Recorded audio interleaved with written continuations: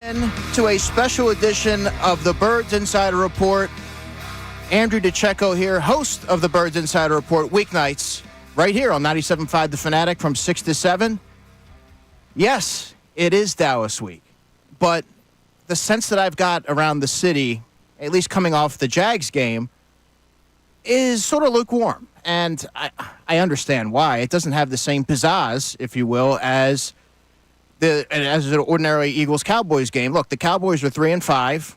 The Eagles are 6-2. The Eagles seem to be turning the corner, whereas the Dallas Cowboys seem like they're on the brink of an implosion. So I get why there's some, you're kind of looking past, and I see there's a lot of excitement and intrigue for the game on Thursday night, where the Eagles take on the Commanders the following week. But this is a game where I think the Eagles can really make a statement and impose their will and really fortify where they stand in the NFC East. And I do believe that when the dust settles, the Eagles will be the head of the class in terms of the NFC East. There's a lot of injuries, and I want to get to that right off the top because today for Dallas, Micah Parsons was limited. That's notable with the ankle injury. But cornerback Deron Bland he did not participate. He still has the foot injury. So keep an eye on rookie Kalen Carson to continue to start there in his absence. There's linebacker Eric Kendricks, the veteran, who has a shoulder injury. He didn't practice today. And guard Zach Martin is out with a shoulder injury, was out today. So we'll have to keep an eye on that throughout the week. Now, you have to take a listen to this Eagles injury report. And I was down there earlier today, so I can add some context to this. But right off the top, Devontae Smith did not practice with a hamstring injury. Nolan Smith did not practice with a groin injury, and linebacker Ben Van Sumeren did not practice with a concussion. Now, the Eagles held a walkthrough on Wednesday, which is really notable because these reports are an estimation, and you have to take into account that, yes, there is a game on Sunday, and there's another game just days later on Thursday, so a lot of this could be sort of a ploy to give them some extra rest because frankly, they're going to need it. So some of the limited participants: running back Saquon Barkley, rest. Offensive lineman Mekhi Becton, ankle. Wide receiver A.J. Brown, knee. Bryce Huff, wrist. Jalen Hurts, rest. Fred Johnson, knee. By the way, Fred Johnson had a sleeve and a brace on his left knee, and let's not forget that shot that Jags safety Andre Sisco took on him, that cheap shot. So that's probably contributed to the reason why Fred was out today. Cam Jurgens, limited with a wrist. Darius Slay, limited with the groin. Wide receiver Anais Smith, limited with an ankle injury. Josh Sweat, limited, hip. Jeremiah Trotter Jr., hip limited. And some great news today.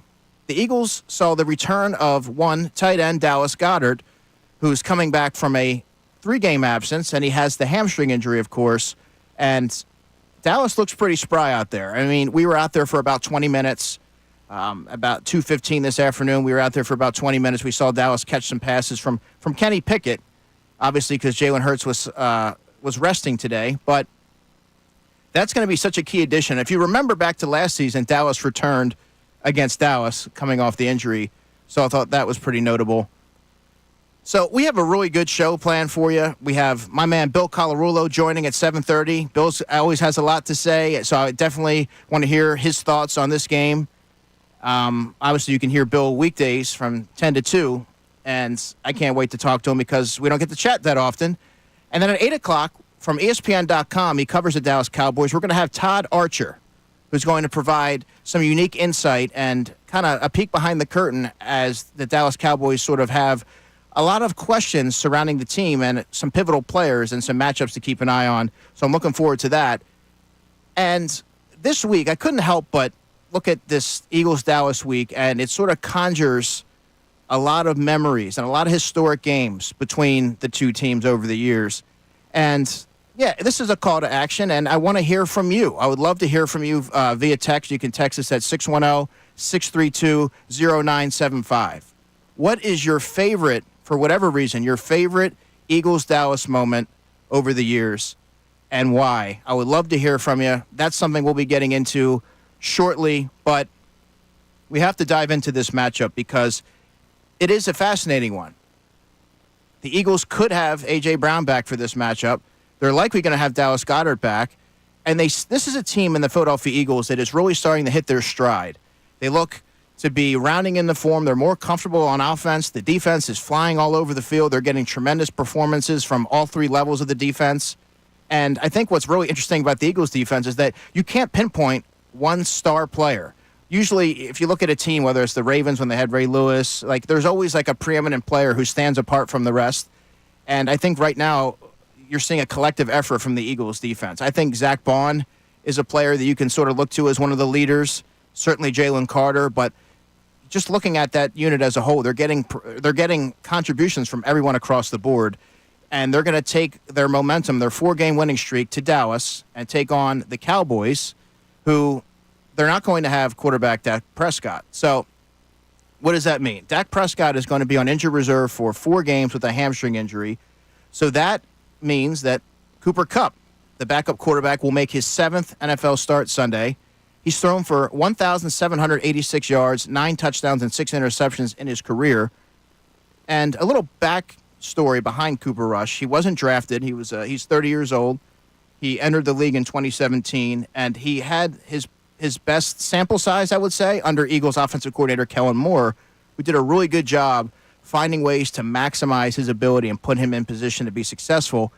But for those unfamiliar with Cooper Rush's game, and I would expect there to be quite a few, unless you were really in tune to Central Michigan football back in the 2016-17 years, Cooper Rush is a player who he's highly intelligent. He is a sharp-minded football player. There's not anything that the Eagles defense is going to be able to throw at him that he's not going to be able to prepare for. But he does have some limitations, specifically athletically. He's not fleet-footed. He doesn't have a powerful arm, but he is accurate and on time with his passes. So for me, when I look at what Cooper Rush brings to the table, yeah, I mean, in a perfect world, for the Cowboys, if the Eagles aren't able to get any pressure, yeah, I suppose he might be able to pick you apart, but I don't really foresee the Eagles allowing Cooper Rush, who, I mean, I have a hard time envisioning him going over 200 yards passing in this game, but you never know. The Eagles have not had a ton of success going out to play in Dallas, but I think that you're going to see his limitations surface early, and that leads me to where I believe some of the key matchups in this game reside. And for me, as it does most weeks for the Eagles, it's right in the trenches, where I believe that Jalen Carter and Milton Williams are primed to have a pretty strong week in terms of rushing the passer from the interior. And even in Milton Williams' case on the outside, which he does on occasion. And what I mean by that is the Cowboys are starting a rookie left tackle in Tyler Guyton and a rookie center in Cooper Beebe. I hope to ask Todd Archer about this because for me what I've seen is 2 players that you can see the talent in spurts, but you don't see enough consistency, and that is where I could see someone like a Josh Sweat have his way against Tyler Guyton. I could see Jalen Carter really establish dominance right in the middle of that line and giving a rookie center all that he can handle. And as we all know, when Jalen Carter's at his best, that's where the defense is operating at their highest capacity. So I would expect this to be a really pressure-based game for the Eagles on Sunday. I really do believe that they're going to be able to get after Cooper Rush. And by the way, Cooper Rush is not necessarily going to have the full gamut of weapons. At least they could be limited, where wide receiver CeeDee Lamb, who obviously he leads the Cowboys with 84 targets. He has 53 catches for 660 yards and 4 touchdowns. Beyond CeeDee Lamb, they don't have much else. Behind him, they have a tight end in Jake Ferguson, who I really like. He's had some good games against the Eagles. Many may remember that goal line play against Reed Blankenship. But he has 52 targets, 38 catches, 334 yards, and 0 touchdowns. So they're kind of devoid of bona fide playmakers. And when you're a quarterback who needs all the help that he can get, I mean that's a tall order for Cooper Rush. And by the way, Cooper Rush against the Eagles on 10-16 back in 2022, he completed 18 of 38 passes for 181 yards, a touchdown, and 3 interceptions. So while I do believe that they're going to do everything they can to get him ready, and yes, having CeeDee Lamb as your top receiver is always a good remedy to have a successful game plan, but I just don't think that they have enough there. And this is a team, as I mentioned at the top, that I think that they are primed for a major letdown and perhaps an implosion because their season seems to be going in a different direction, whereas the Eagles are really rounding the corner. So I think it's important to note that the Cowboys' defense has really struggled, and they've lost some marquee players. They haven't had Micah Parsons. They haven't had DeMarcus Lawrence. Marshawn Nealon, their rookie from Western Michigan, who I got a chance to talk to at the NFL Combine. Great kid, and I was really high on him. He's injured as well. So they've had to sort of mix and match their personnel and find ways to generate some sort of consistent offense. They have 18 sacks, 4 interceptions on the season.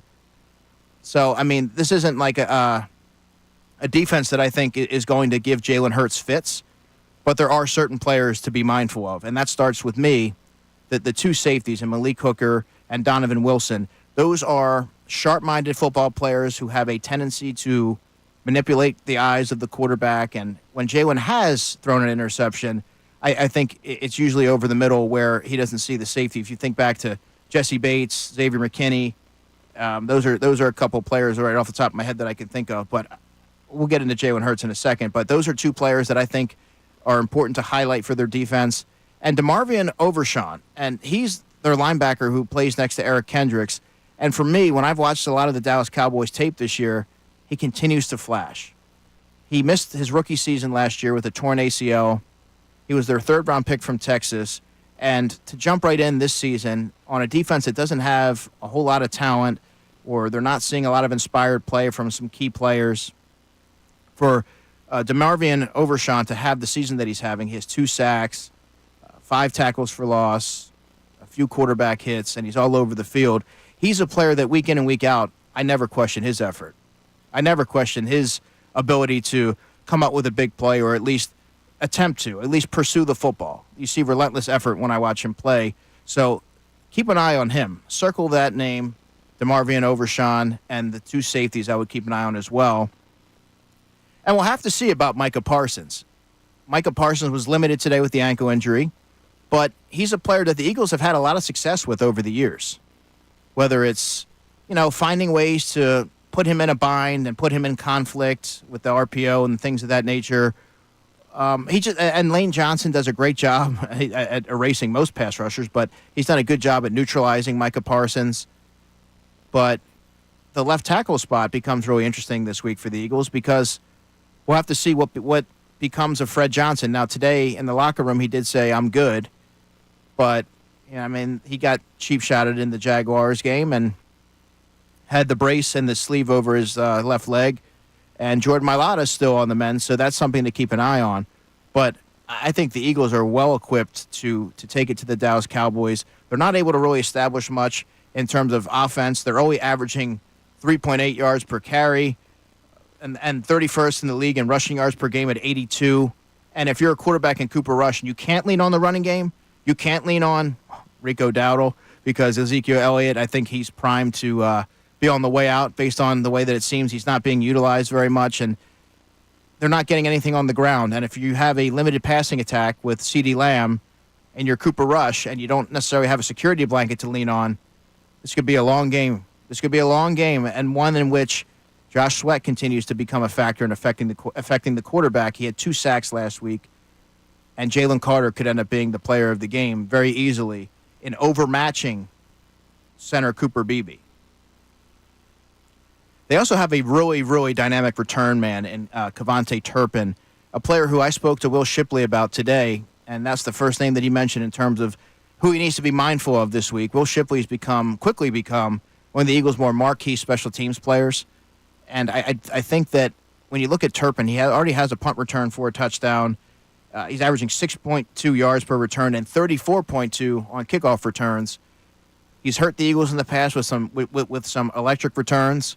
So we'll have to see if they have Van Sumeren this week, who's been their special teams leader. But Will Shipley has sort of been second in command there. Keely Ringo's been a really prominent player for them. So Michael Clay's unit is going to have to be on their P's and Q's, because in a game where the margin is so thin, in any NFL game, the last thing the Eagles want is a back-breaking return from someone like a Kevontae Turpin who can break a game wide open. Tremendously athletic. We'll also get into the trade deadline. The Cowboys made a move. They added wide receiver Jonathan Mingo, And for a team that's been really depleted, they've only had wide receiver Brandon Cooks for 4 games.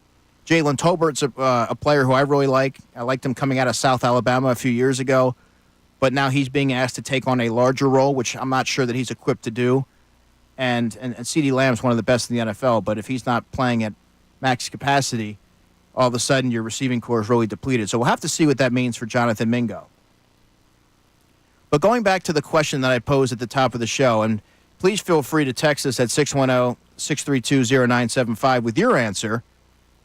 But looking at Eagles-Cowboys week, it's kind of hard not to think back on a game that maybe really sticks out in your memory, whether that's the 1980 NFC Championship game where Wilbert Montgomery had that 42-yard run and the Eagles punched their ticket to the Super Bowl, or the 44-6 game where the Eagles beat a ton of odds in order to get to the postseason. They ended up going to the NFC Championship game. Of course, they played the Arizona Cardinals that year, and we know how that played out. But I think that when you look at it, when you look at all the different games, the 44-6 game to me really sticks out because I can't help but remember Joselio Hansen. Remember Joselio Hansen? He returned a fumble, 96 yards. And Chris Clemens is a player who I remember rumbling down the sideline, 73-yard return. That was just a game where Dallas just melted down in a critical spot, and the Eagles, in a must-win situation, came away with that. And another one, the Christmas Day game in 2006, where Jeff Garcia said, "Merry Christmas, Philadelphia," and now that's sort of like a famous, soundbite, if you will. And for Jeff Garcia to go down there and beat the Cowboys in the manner in which he did, I think that that's something that you could easily look to as a game that really sticks out. There was the 4th and 1 in 1995 where the Eagles stopped the Cowboys at their own 29. They stopped them once, and then, of course, the play got blown dead because the 2-minute warning or something fluky, and then they stop them again. And then, of course, you hear the Merrill Reese classic, they stopped them again, and, he says that repeatedly. That's a game that I would expect, a lot of folks to kind of look back on and make that their top choice. I mean, I can't help but remember the Pickle Juice game. The Pickle Juice game was the first game of the season in the year 2000. Andy Reid starts the season off with a onside kick. Wide receiver Damian Douglas recovers it. It was over 100 degrees at Texas Stadium. And Deuce Staley ran for 201 yards in that game and a touchdown. And the Eagles drank pickle juice to stay hydrated. To start the season in that way, I mean, I think that that's something that's obviously a historic game in the Eagles franchise and one that we still talk about to this day. I've talked to multiple Eagles players who played in that game. And the return of Terrell Owens in 2006. That was the game in which cornerback Lito Shepherd returned the interception 102 yards the other way when Dallas, if you remember, were driving down the field to tie the game up. And Drew Bledsoe throws a poor pass in the direction of tight end Jason Witten, and Lito Shepherd takes it 102 yards the other way. That's another one that really stands out to me. I would even throw in the 2002 game where it was Quincy Carter at quarterback for Dallas. That was Dave Campo was the head coach. Brian Westbrook threw a touchdown pass. As Brian Westbrook was a rookie that season, he threw a touchdown pass to Todd Pinkston. And I remember a player named Sheldon Brown who laid 2 monster hits on a Cowboys wide receiver, one on special teams and one on defense. And, I mean, that game really sticks out to me for, growing up in this area, and you're seeing, you start to, I was 13 years old at the time, so that's a game that I think really sticks out, especially Westbrook from Villanova throwing a touchdown pass to Todd Pinkston in that game at Veterans Stadium, by the way. So I would love to hear from you from 610-632-0975. What is your favorite Eagles-Cowboys memory? And, Sean, it looks like we have one text on that. That we do. We have one text. We have Neil checking in, who's watching from YouTube. He says, I was at the 2006 game at the Link. It was Terrell Owens' first game back as well with the Lito Shepherd pick 6, and the crowd sung the Lito song as the Eagles routed the Cowboys. That's a great one. Yeah, it's kind of, you remember how things ended with T.O. and the Eagles, and for him to come back in that uniform, I can only imagine what the sound and the atmosphere was like in that situation. The stadium was rumbling when you hear the when you hear Lito Shepard run the football back for a touchdown, and you hear the Boz Skaggs Lito Shuffle play. Yeah, that's a great one. That's a great one, and I mean that's one that you could easily put. I'm sure a lot of folks have that at the top of their list, but yeah, I mean I'm sure we'll hear a lot more on that front. But coming up shortly, we're going to be hearing from my man Bill Colarulo, who you can obviously hear middays here from 10 to 2. Alongside Mike Missanelli. And Bill has a lot to say, and I'm sure he's going to have some really interesting thoughts this week. So make sure you keep it here. You're listening to 97.5 The Fanatic.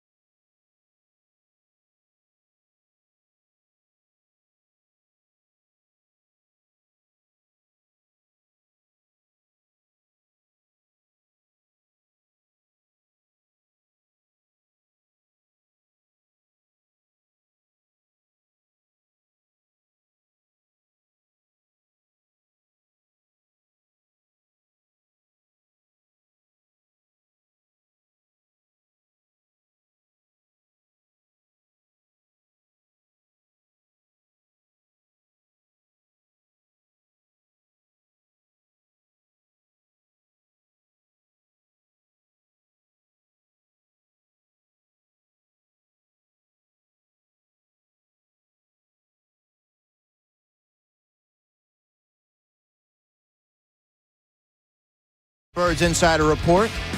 Andrew DeCecco here. Got you till 9 o'clock.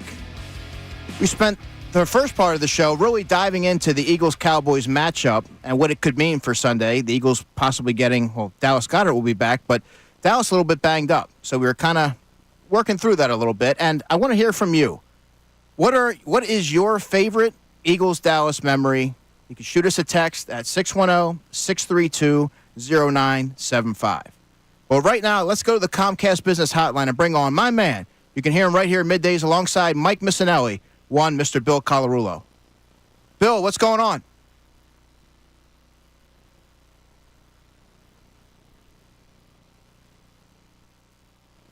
Bill. Hey, what's up, man? How you doing? Doing well. How are you? What's going on? Getting ready for Dallas week, listening to you. Well, first and foremost, Bill, I have to get your favorite Eagles-Dallas moment. Oh, this one's an easy one, dude. I've told this story before. It was my first game working for the Eagles. I got hired after the season started. I'm on the sidelines in 2006 for Terrell Owens' first game back when he went to the Cowboys. They're driving down the field at the end of the game, and Drew Bledsoe throws the pick six to Lito Shepherd, who takes it 102 yards the other way. The link was rocking. That is by far my best Cowboys memory. Wow, that's the second one we got already on that, so I'm going to have to jot that one down. But yeah, that's a good one. Man. Yeah, I think for me, I might say pickle juice. The pickle juice game. Oh, yeah, I remember that. The pickle juice game for sure. Deuce Staley went nuts in that game, didn't he? 201 yards and a touchdown in that game. Over 100 degrees at Texas Stadium, and they opened the season on an onside kick. Damian Douglas recovers, and that's sort of a game that lives in Eagles lore. Yeah, I love it, man. So, Jalen Hurts, you and I have talked a lot about Jalen Hurts, Bill. He hasn't put up maybe the gaudy stats, but he's been super effective the last 4 or 5 games, really, keeping the ball out of harm's way and really looking more and more comfortable in this offense. Is this version of Jalen Hurts, in your estimation, good enough to win a Super Bowl? Absolutely, man. I love this version of Jalen Hurts. This may actually be the best version of Jalen Hurts because I know they're not asking him to throw the ball 25, 30, 40 times a game every single game. We even saw it as low as like 14 passes. But he's picking his spots, and you said he's not putting up the gaudy stats. Well, it depends what stats you look at because his passer rating's through the roof. He's got a passer rating over 119 in the last 4, which is, according to our buddy Reuben Frank, the only quarterback to ever do it in franchise history. And he's got 0 turnovers.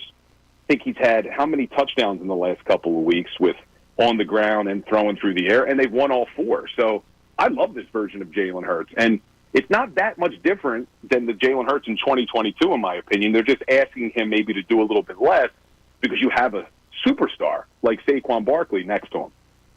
Yeah, it's becoming more timing-based, and for me, what really sticks out is his timing and accuracy, for one, but he's also not hesitant in involving other players outside of A.J. and Devontae, whether it's Grant Calcaterra or trusting someone like a Jahan Dotson in one-on-one coverage. So that's something, the Eagles are getting the best version of Jalen Hurts right now. But, Bill, I know you catch a lot of flack at this station for your stance on Nick Sirianni, but this week you've expressed some displeasure in some of his coaching decisions. Do you view this as the exception to the rule, or do you view this as something that may surface later on in the season? Yeah, that's been the big topic of conversation this week. I've supported Sirianni, you know that, as you just said, but it doesn't mean that he's free of criticism, and I think he deserved a lot of criticism this week for the decisions in the game. And it has surprised me. You're saying, is this something that maybe he can correct? Because you go back to before this season, and I've always thought he's been a pretty good in-game coach, making the right decisions. Some of the things he did that Super Bowl year, Devontae Smith being able to jump up, signal to his team, hey, maybe I didn't catch that. Let's get it to the line before they replay. Like, that's all stuff that the coach doesn't get credit for, but he should because they're coaching that up. They're teaching these guys what to do in those situations.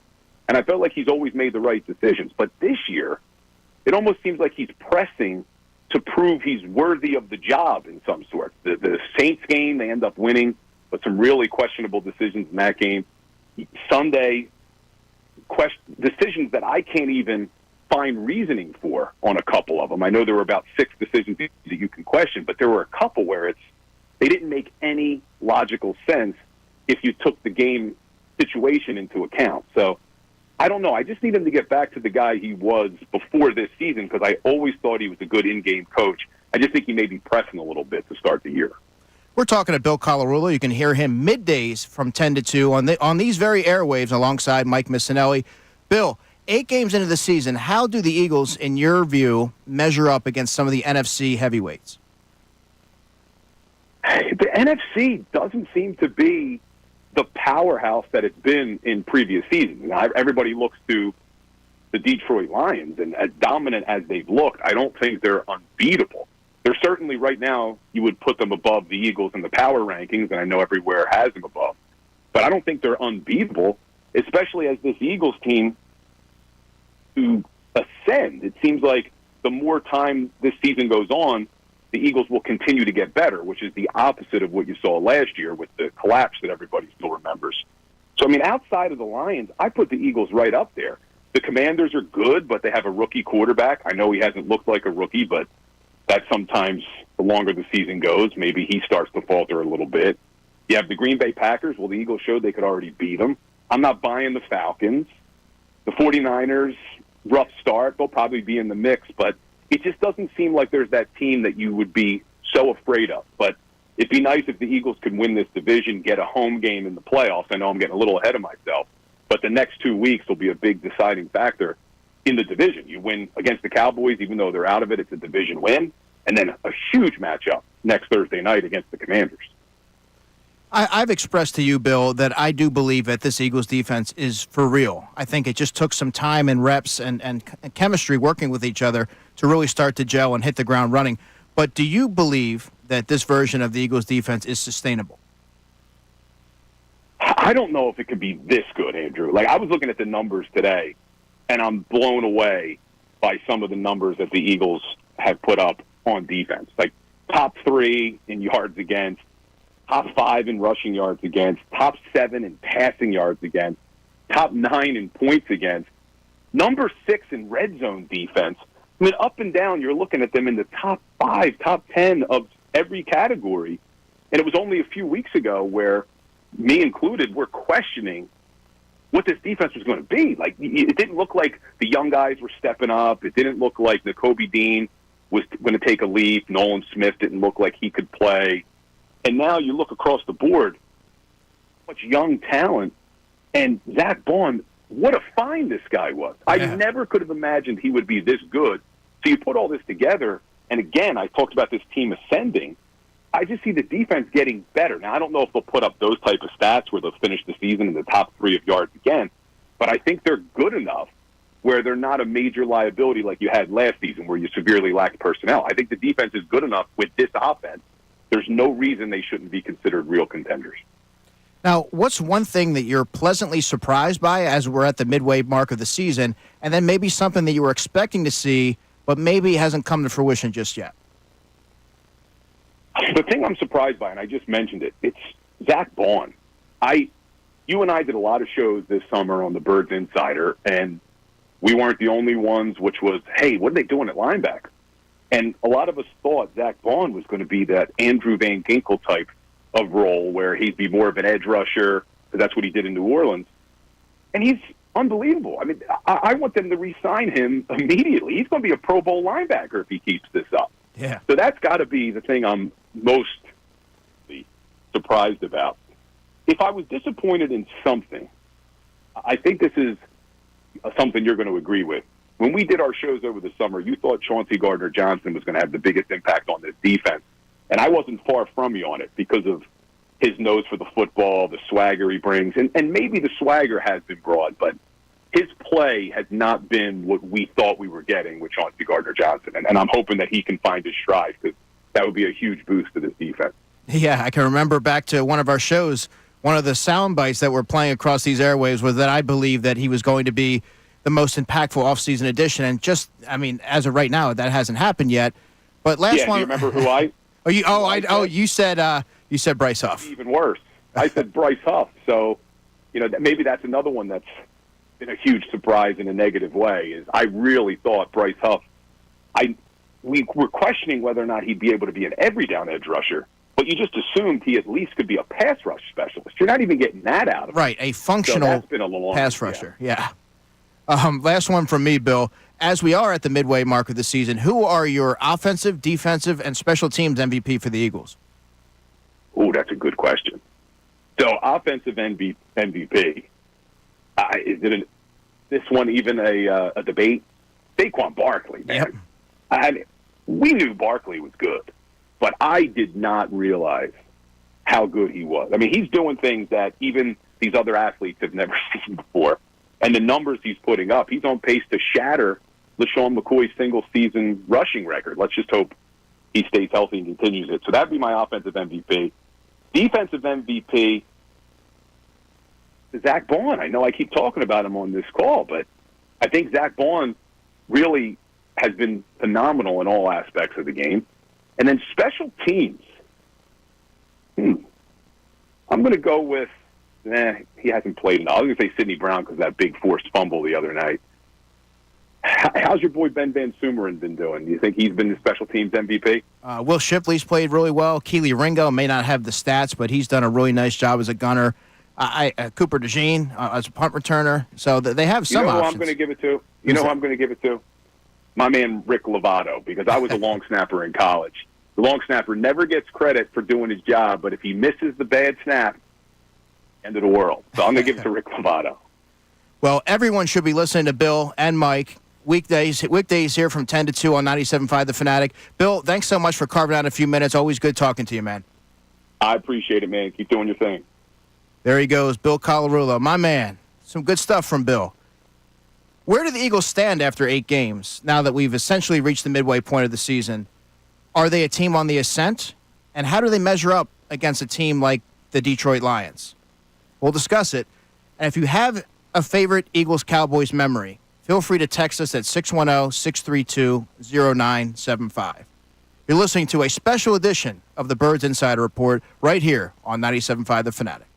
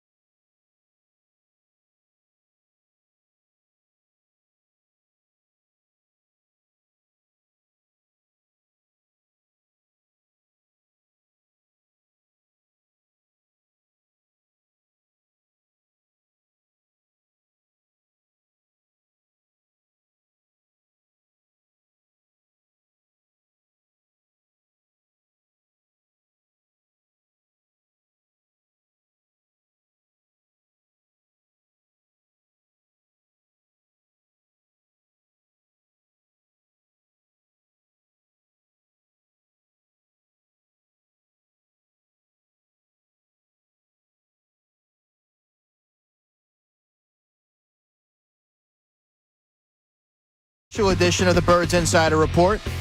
Andrew DiCecco hanging out with you till 9 o'clock. Now, one question that I've gotten a lot over the past couple of weeks has been, how do the Eagles stack up in terms of the NFC? And is what we're seeing sustainable? Can they replicate that on a week-to-week basis? Well, I do believe that it is. And I think what you're seeing now is a team that is now hitting their stride. They needed reps. They needed time to really learn their defensive their coordinators in terms of defense. Vic Fangio on offense, Kellen Moore. And I think you're seeing an offense, especially with Jalen Hurts, becoming more comfortable. They're playing faster. He's seeing things with faster. He's playing with timing and accuracy. And I think he's being opportunistic in terms of when he does decide to run. And then on defense, I think the defense, most would agree, is the biggest surprise through 8 games because of the newness, because of the youth that has really played some pivotal roles for this team in terms of Quinyon Mitchell. You look at Cooper DeJean and Nakobe Dean, who going into this season, let's not forget, he only played 182 snaps last year over 5 games. And the season before that, only 34 snaps on defense, as he was primarily relegated to special teams because T.J. Edwards played 95% of the snaps, and Kaiser White, the other linebacker, played 80+% of the snaps. So what you're seeing right now, I believe, is a defense that's starting to round into form, and they're really taking to the coaching staff. And a coach that has come up a ton, whether it be Vic Fangio mentioning him a couple weeks ago in his press conference, whether it be today, Nick Sirianni bringing up this coach in particular, and that's Bobby King, the linebackers coach. Bobby King came over from the Tennessee Titans. He's the Eagles' inside linebackers coach. And just talking to different players, I remember having a conversation with Eagles rookie linebacker Jeremiah Trotter Jr., and he mentioned, unprompted, he mentioned Bobby King and how he's helped him develop as a linebacker in terms of like block deconstruction and playing faster. And I think that you're seeing it right before your eyes. You're seeing a linebacker unit that was off-maligned, and it has been over the past several seasons, but the continuity and the chemistry is there between Nakobe Dean and Zach Bond. You heard Bill Colarulo a few moments ago laud Zach Bond for his outpouring of production. And it's something that I don't think anyone could have forecasted going into the season.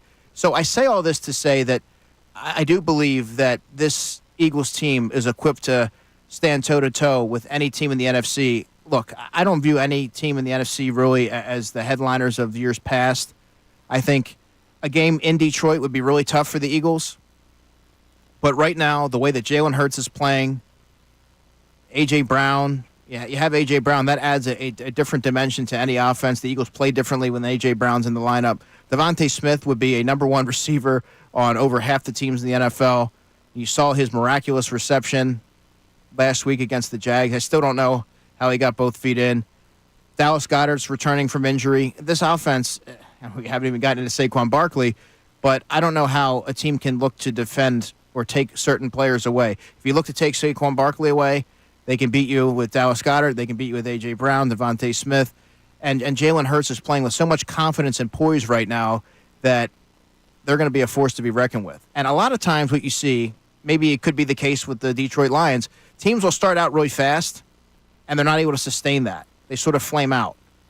Whereas the Eagles started out slow because they needed patience and time to really develop and mature as a team and learn their coordinators, and they're hitting their stride at the right time. And I think that is tangible. That is sustainable. And so I view them as a team that they beat the Packers already. They can take care of the Detroit Lions, I believe, if they're playing their best on both sides of the ball, which I believe that they will. The 49ers, we'll have to see. They look like a totally different team without Christian McCaffrey. I know his 21-day window has opened, but we'll have to see if he's able to return and be the same factor that he was before that. But I think if you're looking at the Eagles objectively, you have to feel pretty good about where they stand right now. And I mean, defensively, that is going to be the major key for me in terms of when you look at their pass rush. Are they able to consistently provide pressure on quarterbacks because they're going to be facing some really good ones down the stretch. And when you get into the postseason, you have to be able to turn the corner and at least affect the quarterback in some way. And the Eagles haven't proven that they can do that consistently week in and week out. So I believe, to me, that is going to be the one aspect of that defense that you can highlight and keep an eye on. But other than that, all three levels are playing in concert. You know the offense is going to show up every week, and I believe if they're playing their best, they can beat anybody. And it's going to come down to the defense, and I've been very surprised with their performance, and especially the play of a rookie in Quinyon Mitchell, whose teams are hesitant to even throw on his side of the field. Cooper DeJean, the insertion of Cooper DeJean at the nickel role, I believe, has been the single most. It's really catalyzed this Eagles defense and allowed them to turn the corner. I think it's provided them with the shot in the arm that they've needed. And he's such a highly instinctive player, aggressive attacking downhill. And to add somebody with that kind of athleticism and length on the back end to complement Quinyon Mitchell, who's coming into his own. He's further ahead in his development than anyone probably could have expected. Reed Blankenship is a steady and consistent player. And I think it's only a matter of time before C.J. Gardner-Johnson really starts to become the turnover, the ball magnet, if you will, that he was in that Super Bowl season in 2022, where he was always in the right place at the right time. Every single level of that defense is complementing one another. So that is why I believe the Eagles are primed to contend with any opposition that the NFC has. And right now, the best that they have to offer is the Detroit Lions. But coming up next, we're going to hear from ESPN.com's Todd Archer, who covers the Dallas Cowboys and has covered the team since 2003. Looking forward to getting into some talk with him. We have a lot to dive into, so keep it right here. You're listening to a special edition of the Birds Insider Report right here on 97.5 The Fanatic.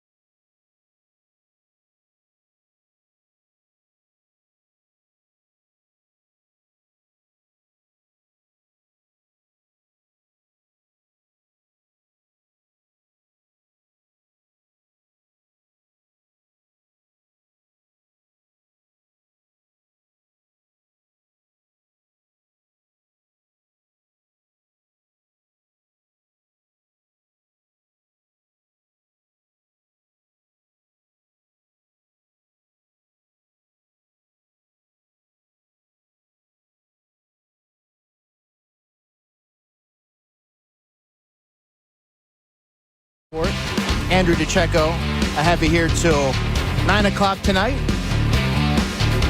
And we've been talking a lot about the Eagles and Cowboys and how the Eagles stack up right now and if they're turning a corner. And I do believe that they are. They're on a trajectory that suggests to me that they're a team that has a full buy-in, and it starts with head coach Nick Sirianni. The team is playing for their head coach. They're playing for one another, and they're playing extremely fast.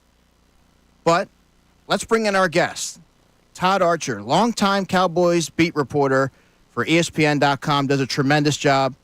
Todd, how are you? I'm doing all right. How are you? I'm doing great. Thanks for coming on. Appreciate it. Yeah, man. No problem. So Cooper Rush will make his 7th NFL start Sunday versus the Eagles. Having been around the team as long as you have, Todd, how is Cooper Rush viewed within the organization, and is he equipped to provide a spark to the offense? He's trustworthy. When he had to play in 2022, Dak breaks his thumb in the season opener, a loss against the Buccaneers. We're thinking the season's over. Cowboys fans are thinking the season's over. Then he wins 4 of his 5 starts. Now, his one loss was against the Eagles up there, but he was a guy who stayed away from mistakes, stayed within himself, and performed well. The difference between that team and this team, though, that defense was really good. This defense is not. So, but if it's just based on Cooper Rush, the Cowboys have a trust. There's a familiarity with him. He knows all the guys that he'll be throwing passes to, and they won't really have to overhaul their offense with him being their starter. What's the latest on CeeDee Lamb, who's dealing with the sprained AC joint? And if he is sidelined, who fills the void in his absence? Yeah, he was limited today in practice, was catching passes off to the side when we saw him off the jugs machine. It was interesting to note they were all just left-handed. He was not putting his injured right shoulder at any risk. I think that right now the Cowboys think he will be able to play in the game. It'll be more about a pain issue than a functionality. Clearly, there'll be some issues maybe with range of motion, things like that, but they'll probably know more after tomorrow's practice. But again, they think as of right now that he'll be available to the Cowboys. If he doesn't go, Jalen Tolbert moves into the number 1 slot. He's had a fine season in his 3rd year. He's really kind of done a nice job after the Cowboys let go of Michael Gallup. He stepped up with Brandon Cooks being out on injured reserve with a knee injury. But again, you're talking about the second highest paid receiver in the NFL and the guy who's the Cowboys' threat offensively. And if they don't have him, and they don't have Dak Prescott, and they don't have a running game, I think you can see where I'm going. We're speaking with Todd Archer, who does a tremendous job covering the Cowboys for ESPN.com. Todd, Nick Sirianni in recent weeks has been heavily scrutinized, whether it be to play calling or sideline antics.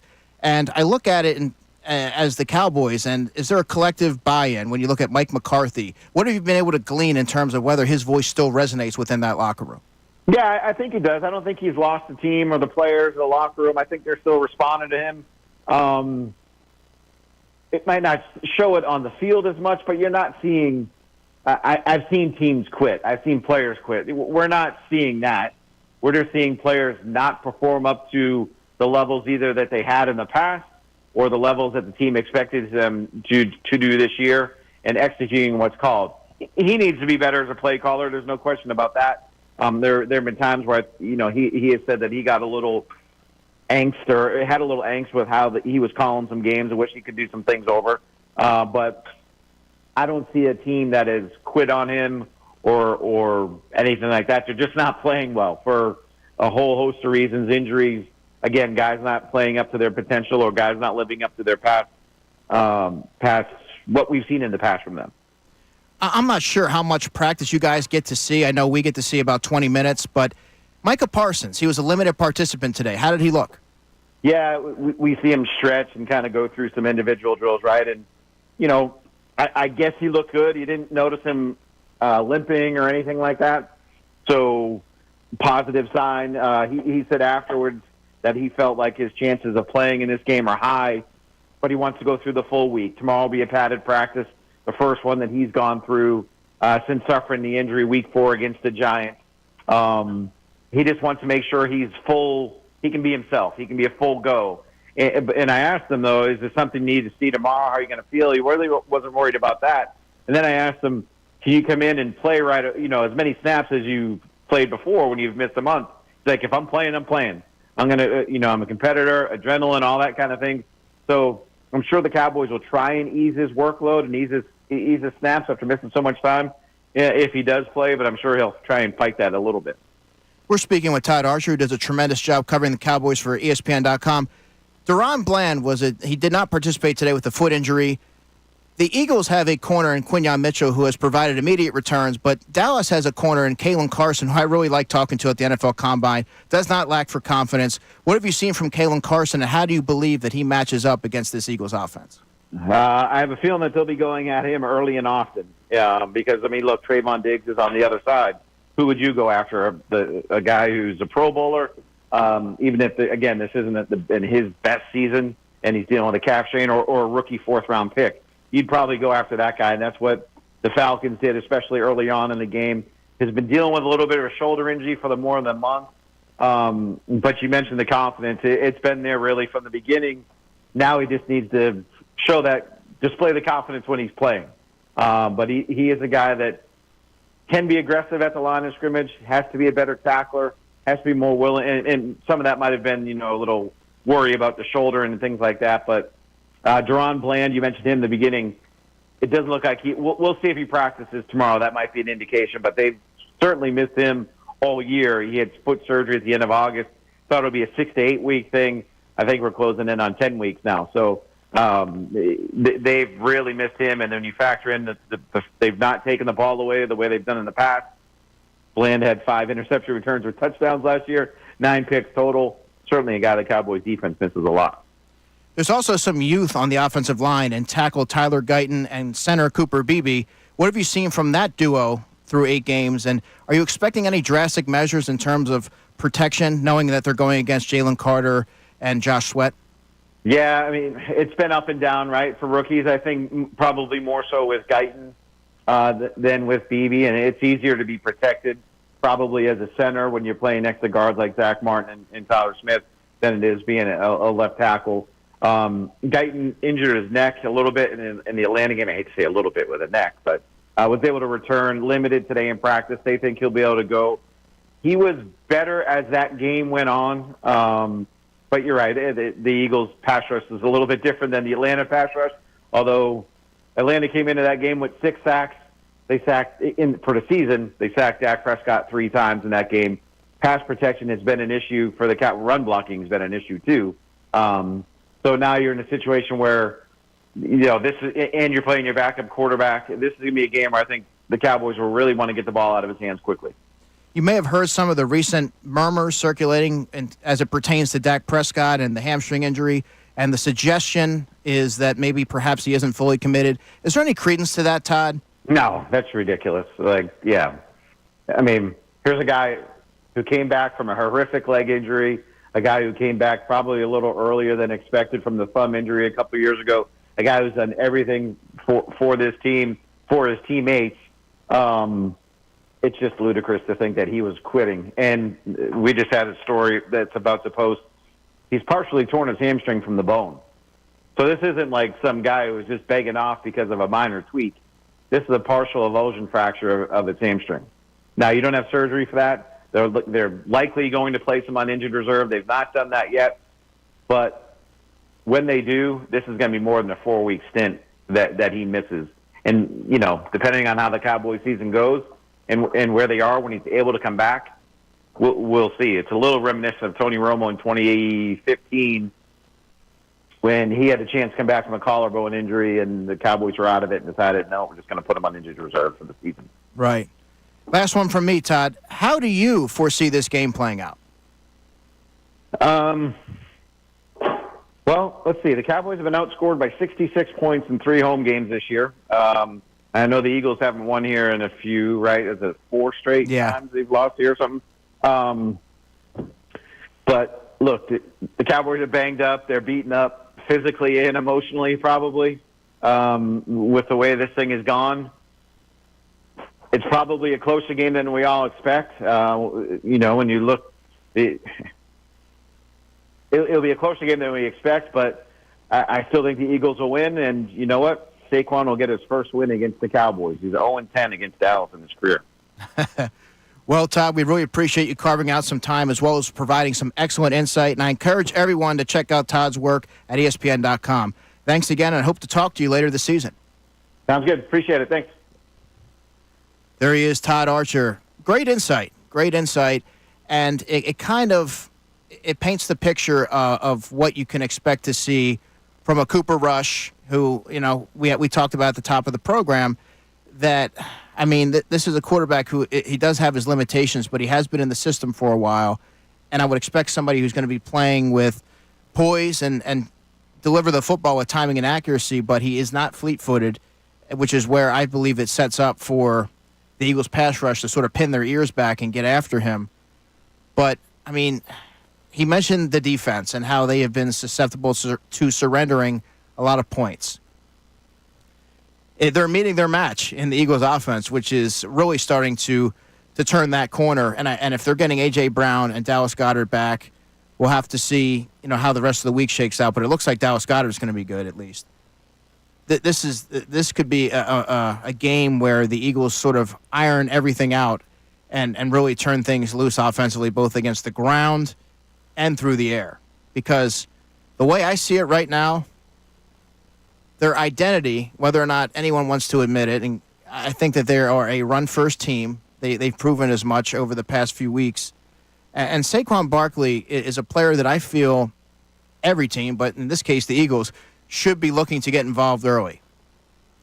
Because, and you saw it against the Jags, there was a moment there where an early portion of the game where he only averaged 3.8 yards per carry, and it would have been very easy for most coaches to kind of deviate from that plan and then go pass happy, which we've seen is not the recipe for success for the Philadelphia Eagles. But the Eagles continue to lean on the running game, and Saquon Barkley eventually he ripped off a 19-yard run, and he ended up averaging 4.7 yards going into halftime, and then sort of the dam broke, and that's where you saw the Jags being unable to really contain him. But I think you need to get him involved in the game early, allow Jalen Hurts to settle into the game, start to wear down the defense, and lean on and have the offensive linemen lean on that defensive line, which has some undersized players, including Osa Odigizua, which is a player who's been around for a while, but he's sort of undersized, an energy type of player. I believe that this is going to be a game of dominance in the trenches for the Philadelphia Eagles. And, Sean, you said we have a couple texts on the favorite Eagles-Cowboys memory? That we do. We have a couple texts. This one we have from Philip. He says, my favorite Eagles-Dallas Cowboys game was on December 10th, 1995, when the Eagles defense stopped running back Emmitt Smith not once but twice on 4th and 1. Ended up winning the game 20-17. That is correct. Yeah, we mentioned that game at the top, and I'm not surprised that someone mentioned that one already, Sean, because, to stop him twice on 4th and 1, and then the iconic call by Merrill Reese, I think that's something that's going to stick in many folks' minds forever, really, and it's something that's often associated with that Eagles-Cowboys rivalry. What's the other one that you have? The second one we have is the pickle juice game. When they played in Texas and the temperature was over 100 degrees, Andy Reid told his players to drink pickle juice, and then the Deuce Staley ran him for over 200 yards. No name on that texter coming in. Yeah, I remember that game very well, and I mentioned that earlier with Bill. It was over 100 degrees, Texas Stadium, year 2000, the first game of the season. Andy Reid elects to go with the sneak attack approach and execute an onside kick, which was recovered by wide receiver Damian Douglas. And then Deuce Staley goes nuts in that game and rushes for 201 yards and a touchdown. And the Eagles drank pickle juice to stay hydrated. But, that to me is probably the number one for me. And you can also look at that 44-6 game where so many things had to go right for the Eagles, and they got two key turnovers. One of them was a 96-yard fumble return from cornerback Joselio Hansen, and the other one was a rumble down the sideline by defensive end Chris Clemens. Those are, you can't go wrong with any of those games, but those are ones that really stick into my memory. Will there be another memory this weekend? We'll have to see. I think this really sets up for the Eagles to have a really defensive dominance, and I do believe that you're going to see whether it's Jalen Carter have a big game, Josh Sweat factor back into the stat column again. I mean, and I can't say enough about the linebacker play. I would expect Cooper Rush to target Jake Ferguson, who has 52 targets going into Sunday. He doesn't have any touchdowns, just over 300 yards receiving. But if you're a young quarterback and you're looking to find a way to establish some semblance of production in the passing game, naturally you're going to lean on your safety valve, which is typically the tight end, because they don't have a lot in the way of outlet receivers as running backs. So I would have to believe that Jake Ferguson is going to be heavily targeted early and often, and I would expect Nakobe Dean to be targeted in coverage. Nakobe Dean, of course, fresh off the game-sealing interception against Trevor Lawrence and the Jacksonville Jaguars, where he picked him off in the corner of that end zone on a 1st and 10 from the 13-yard line. Nakobe has shown remarkable signs of development and growth in coverage, but I would still expect teams to look to isolate him. And Jake Ferguson is a really good tight end. But if you're looking to scheme against the Eagles and try and find a way that you're going to try and conjure some sort of offensive, consistency, I would imagine that that's going to entail peppering the middle of the field with targets, especially when you have a limited quarterback who doesn't have much arm strength in Cooper Rush. Offensively, I'm really expecting a heavy dose of Saquon Barkley because, when you saw what he just did, the offense is humming. But for Jalen Hurts is I don't feel like he's gotten enough credit for what he's done. It's easy to look at the early season turnovers and the slow start. He had a slow start in the spring as well, but this is a quarterback who puts everything, no matter what happens, he puts it behind him. He tunes everything out. He fixates on the game plan and he fixates on getting better. He wasn't happy with his performances. He's mentioned as much in his post-game pressers, but now you're seeing him utilize the middle of the field. He's seeing things faster. He's playing with more confidence. The balls are on time and accurate. And he's involving other players not named AJ or Devontae or Saquon. And what I mean by that is tight end Grant Calcaterra, who caught all 5 of his targets for 30 yards last week. The week before that in Cincinnati, he caught 3 of 3 targets for 58 yards. And Jahan Dotson, who only has 7 catches for 71 yards on the season now, for Jalen to trust him with a deep shot down the left sideline in which Jahan Dotson did a tremendous job staying with the football, looking it in, and finding a way to create a spark for that offense. I think that speaks volumes to where Jalen Hurts is right now as a quarterback. For someone who was a little bit hesitant in the past to target players maybe he doesn't have a ton of reps with, for him to really lean on some role players to step up and trust them that they were going to come down with the football in a key situation, I think is just instrumental to the offensive success and the success of Jalen Hurts. So going down to Dallas, the Eagles have not had a ton of success there. I understand that. There's not a ton of optimism going into this game because the Cowboys are 3-5. They don't have a ton of offensive firepower. Their defense is lackluster. So on the surface, it looks like the Eagles should roll these guys. On the surface, it looks like they should be able to get out of there with a win and maybe have an ending of the game similar to the Bengals game where you're able to play some of your reserve players. But I would not expect the Cowboys to lay down. You heard Todd Archer just a few moments ago talk about how there is still a collective buy-in. Mike McCarthy's voice is still resonating within that locker room. And I would expect the juices to be flowing and there to be a high-intense football game on Sunday. I just don't think that they're equipped to beat the Eagles or keep pace with the Eagles. So I just believe that this is a game in which the Eagles can continue to move forward with and win and then fixate on the Thursday night matchup against the high-flying Washington Commanders. So we'll have to see how that goes. But right now, I think the Eagles are in a really good spot. And if you have any trepidation or if you had any trepidation as far as how the Eagles are, how the outlook of the season was trending, I think you can take solace in the fact that they seem to have righted the ship. But when we get back, we're going to hear from Kincade and Salciunas, who had something interesting to say about the trade deadline. And I kind of want to react to it because it's an interesting soundbite. So keep it here. You're listening to a special edition of the Birds Insider Report right here on 97.5 The Fanatic.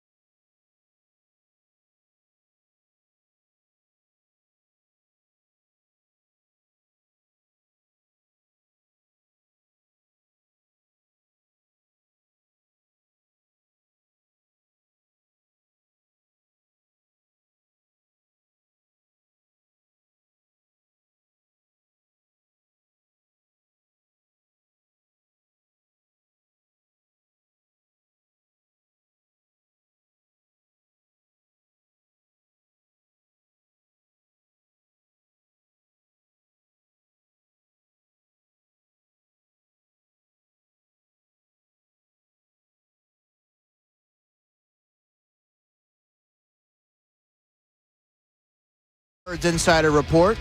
Andrew DiCecco taking you up till 9 o'clock. We spent a ton of time today talking about Eagles-Dallas and how the Eagles stack up against the Cowboys and where they should be able to exploit Dallas in this matchup. I also wanted to hear from you about your favorite or most memorable Eagles-Dallas game. And you could text us at 610-632-0975. But on the other side, I mentioned that I'd heard a very interesting clip from my guys on Kincade and Salciunas, John Kincade and Andrew Salciunas, who I join, by the way, every Friday, 8 to 9. And I always enjoy their conversation and their banter. And they mentioned something really interesting. They had, well, you'll just have to hear it, but they talked about the trade deadline. So let's hear what they had to say. Fanatic Replay. Insight perspective you need to hear on the Birds. 97.5 The Fanatic and 97.5thefanatic.com. So I want you to talk. I'm frustrated because you're frustrated. I'm frustrated because, but I'm not frustrated about that though. And you said yesterday, did you say something like, I'm more apt, or was it Connor? You said like, more apt to be Chicken Little. Yes. Connor said it, yes. Okay. Respectfully. That's fine. That's fine. I'm going to tell you, it doesn't have to be respectful. Like in fandom, it doesn't have to be respectfully. I guarantee, and I own it. I raise my hand. I am so deeply concerned that the straw that stirs this drink is Saquon Barkley, and they are going to break the wheels off him. And either one of two things happens. He's going to get injured like he has previously in his career, or he's going to be worn down that he's not at his best in January when you need him the most. See, now this is where you amaze me. Okay. And I'm respectfully. No, you don't have to don't do that. You guys, look, like this is like barroom conversation. I am like, if I was discussing this with my brother or my friends, I would not worry about being respectful. All right. Go for it. It was 4 weeks ago, where you uttered the words behind this microphone, I don't think they're using Saquon Barkley now.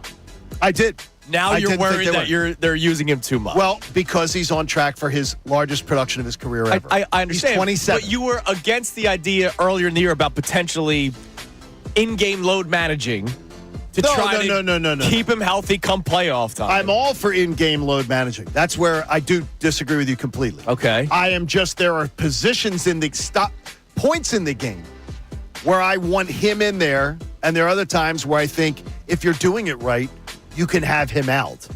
And to me... Well, yeah, if you don't blow a lead like this past Sunday, he's not playing in the fourth quarter. So if the coach makes decisions properly, you don't have to give Saquon Barkley... And I went back and looked yesterday because Geek Boy was the geek. There are 7-8 carries in that game that didn't need to happen. Right. And they happened because of Nick Sirianni's decision-making. Because you needed that last drive. Because you needed more points. Because you mismanaged the game. I'm concerned that they're not going to, when these games get tougher, be able to win games with Saquon on the bench. And now the question is, who would you have wanted? Well, we don't know. We don't know who was. I know. The only running back I saw move was Khalil Herbert. You know, he had a decent career. Do you think Khalil Herbert? Do you think Khalil Herbert? If something happened to Saquon, Herbert Gainwell, would you feel pretty good? Individually, Herbert the better player, but Kenneth Gainwell's been in this offense for his entire career. Well, Saquon just entered this offense. Well, Saquon, yeah, but Khalil Herbert's not Saquon Barkley. No, I understand. You know what I mean? I understand, but I don't think there's this huge learning curve. I got you. To this offense, but especially when they simplify it. Not all. So I'm going to try to speak as if I'm Howie Roseman. Like if you asked Howie today, "Hey Howie, why don't you get it back? Like what if?" And if I'm Howie Roseman, my first answer will be, "Well, we're not making a trade as if Saquon Barkley were to get hurt." But then I'm not really just going on. I know, hurt. I get it. But then he would continue and say, "We like Kenny. He's been here for a couple of years now. Clearly, we like him. We kept him over other options. And don't forget, we drafted a running back in the fourth round this year, Mr. Oh, really? Kincade. Have I seen him? No. Because he hasn't had to play. If you told me... He hasn't had to play. What? Well, hasn't had to? Yes. No, hasn't been available to because of the situation your team's been in. You're not using Will Shipley. So we have no idea what Will Shipley is. And I am a Will Shipley fan. Yeah, but they're going to say we drafted him, so if we do need him... He has no experience, so you haven't been getting him experience. You haven't been getting him carries. You haven't been giving him any shot. So you're going to count on him in January? to win football games for you if something happens to Saquon, or to win a game at the Ravens or at the Rams if something was to happen, I think a veteran back would have been extremely prudent. Howie would then say, well, why do we need to win with a back? I have Jalen Hurts throwing to A.J. Brown, Okay. Devontae Smith, and All right. Dallas Scott. Again, I'm playing the role of Howie. And I'm going to say, you know me, I'm a run-first guy, and I'm especially going to with say this to you, team. Howie, if you think Respectfully. I'm going to say, if you think your team is winning with just a pass strategy, I'm here to give you the spoiler alert. I agree. Look, I binge watched. The Eagles aren't winning that way. I went to episode 10. I saw the finale. The Menendez brothers are in jail. Wow. You know what I mean? They're getting out soon, by the way. So Really? I would have checked one of them out at back. You know what I mean, at this point. No, I just think it's one of those things where, again, but I acknowledge, as Connor pointed out yesterday, I tend to be more Chicken Little, that I worry about. If worry Saquon- about. Yeah, because then I could say, all right, well, then they should trade for another backup quarterback, because if Jalen gets hurt, your season's over with Kenny Pickett. Oh, no. People think Kenny Pickett's the Bob. So that was John Kincade and Andrew Salciunas this morning. And you should listen to them every morning if you have the opportunity. And Kincade and Salciunas, 6 to 10. They're my guys. And we don't always agree. And in this case, I am more aligned with the thinking of Andrew, in that the Eagles didn't need to add a running back at the trade deadline. Now, Nick Sirianni was actually asked about that today. Saquon Barkley is on pace for 377 touches this season. So, yeah, he is, in theory, at least on track to shatter the most, his total usage. But, I mean, when you look at the running back that was moved, Khalil Herbert, yeah, he's had some decent seasons, and I did like him coming out of the draft about 3 seasons ago now. But he was unable to really factor into the Chicago backfield. He's someone that I don't know that look, teams don't typically trade for running backs. I don't know that would ever be a viable solution. If the Eagles were going to explore the trade market, the more logical position of need would be edge rusher, where you can always use a player who can pressure the quarterback, and you need somebody in high leverage situations that can make that play. They had it in Hassan Reddick, and they have a collection of players who have done some good things. Nolan Smith's having a good season, and in year 2, 2.5 sacks. Josh Sweat has 5. They like Jalix Hunt. Bryce Huff, we'll have to see. He is dealing with a wrist injury right now, and he only played 6 snaps last week, so that's something to keep an eye on. And they've gotten more than they could have asked for from Brandon Graham at his age. He's done a great job. But they still could have used a player there. So that's where, right church, wrong pew, John. That's kind of where I'm at with it. I don't agree with running back being the position of need. Saquon Barkley, if you heard Nick Sirianni today, Nick said you do what you need to do to win each football game. They also have Kenny Gainwell, who is a player that, yes, I know he's sort of cast aside, and a lot of folks are looking for the next player to kind of leapfrog him in the pecking order. But the fact of the matter is that the Eagles really think highly of him. He offers a different dimension to the backfield and is a solid change of pace. He's not the home run hitter that Saquon is. No one is, really. But he's a player who runs with toughness. He's really effective in short yardage and sort of burrowing underneath to get the first down. And he doesn't dance. He doesn't do a lot of that. That's not his calling card. He's more of the hit the hole, see it and hit the hole. And he's really good in pass protection. Well, you don't have to take my word for it, but I believe that he is the Eagles' most natural pass receiving running back. So he does add value. And if he were pressed into service, I would not expect the Eagles to implement a one-back approach.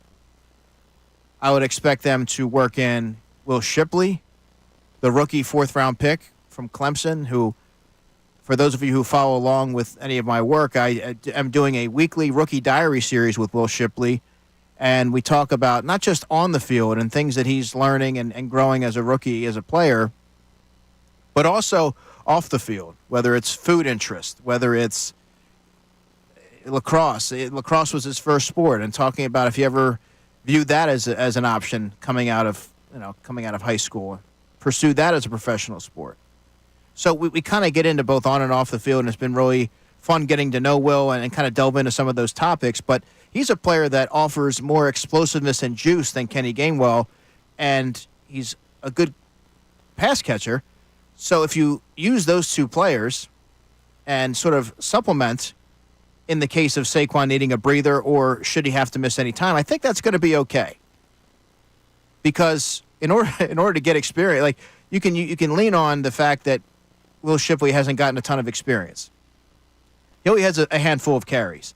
But the only way that any young player that doesn't have much experience, the only way they get that is by getting on the field and getting reps. So I feel like in a pinch, the Eagles will be more than okay with implementing Kenny Gainwell and Will Shipley. And by the way, they also have a running back on the practice squad who they think pretty highly of in Ty Davis-Price, who was a third-round pick of the 49ers in 2022. So that they have some options there, and they're not all going to be Saquon Barkley, but I think you can get by with those players there. But who are the Eagles' offensive MVP, defensive MVP, and special teams MVP at the midway mark of the season?